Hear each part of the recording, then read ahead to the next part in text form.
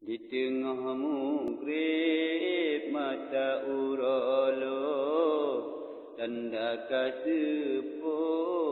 uroka jula dilon ingat kadang ulikut langkah lun beot lun tinggai poma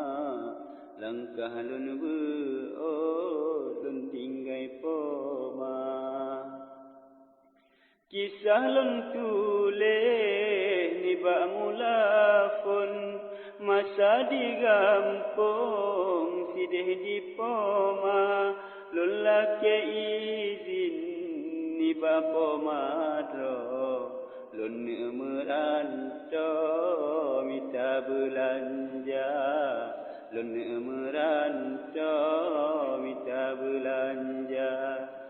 geseor poma